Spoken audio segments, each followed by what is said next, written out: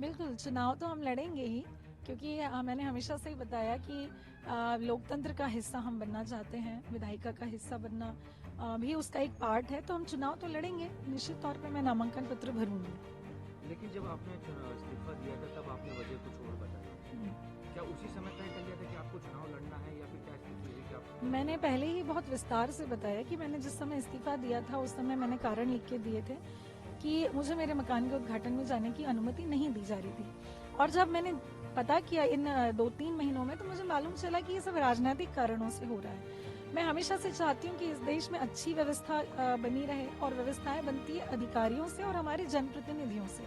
अधिकारी रह के मैंने देख लिया, राजनीतिक मंशा अगर अच्छी हो तो अधिकारी भी अच्छा कार्य कर सकते हैं। इसीलिए मैंने ये फैसला लिया कि अब मैं विधायिका में जाऊंगी, और जो अन्याय मेरे साथ हुआ है उस अन्याय के खिलाफ हम लड़ाई लड़ेंगे, ताकि किसी और के साथ इस तरह का अन्याय ना हो।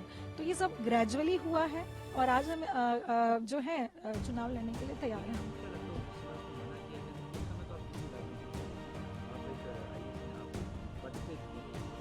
तो ऐसे अधिकारी के साथ जो सर्वोच्च पदों पे रहते हैं, जो सर्वोच्च पदों पे थे, उन अधिकारियों के साथ भी आपने उस समय क्या सिद्धांत आपको लगा कि आप मतलब क्यों लगा?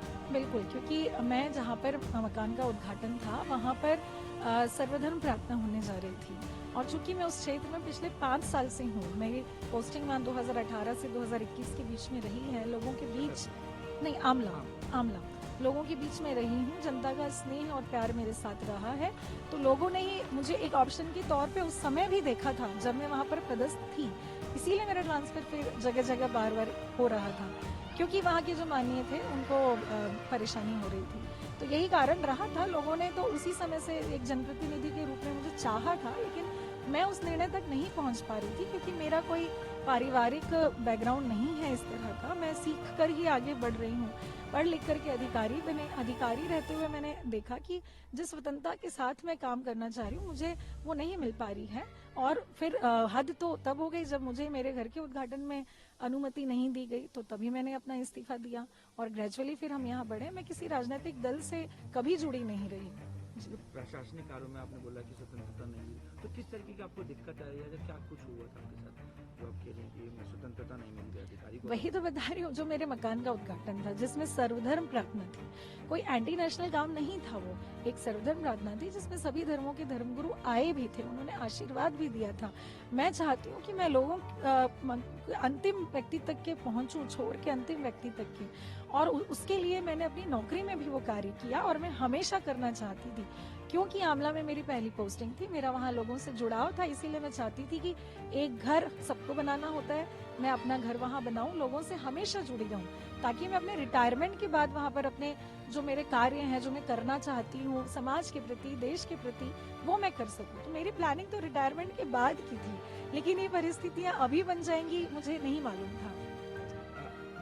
किसी पार्टी से आपकी बातचीत हुई? कांग्रेस ने कुछ लंबे समय तक आपकी ये सीट रोक कर रखी थी कि अंदर कांग्रेस की बात है, अमला की सीट रोक रखी थी।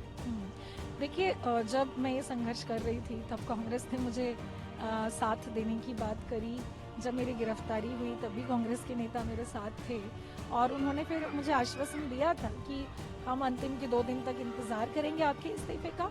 तो आज मैं कमलनाथ जी से मिलना चाहती हूँ, उनसे पूछना चाहूंगी कि आपकी तरफ से ये मैसेज था मेरे पास, तो अब आप बताइए आपका क्या स्टैंड है, क्योंकि मेरा इस्तीफा हो चुका है। आज मैं स्वतंत्र हूँ आप जनता की लड़ाई लड़ने के लिए, तो मैं तो अपनी लड़ाई जारी रखूंगी, लेकिन आपने जो प्रॉमिस किया था उसके बारे में मैं जानना चाहती हूँ। कांग्रेस से अगर टिकट नहीं देती तब हम तो जनता के लिए काम करेंगे। अगर जनता कहेगी कि निर्दलीय लड़िए या इस पार्टी से लड़िए, तो मुझे कोई परेशानी नहीं है। जैसा जनता कहेगी, जो जनता का आदेश होगा उसका मैं पालन करूंगी, चुनाव लड़ेंगे? चुनाव लड़ूंगी। आपको लगता है कि कौन सी पार्टी और क्या आपको मुद्दे रहने वाले हैं? मुद्दे तो देखिए बहुत सारे हैं, हमारा रोजगार, स्वास्थ्य, शिक्षा, बहुत बेसिक चीजें हैं जिसके लिए हमारे आम जनता आज भी संघर्ष करती है। तो वो उन मुद्दों के साथ तो मैं रहूंगी ही। जो भी उनके जीवन में समस्याएं हैं उनके लिए मैं हमेशा साथ खड़ी रहूंगी और लड़ती रहूंगी, वहाँ के विकास के लिए और उनके लिए। Thank you.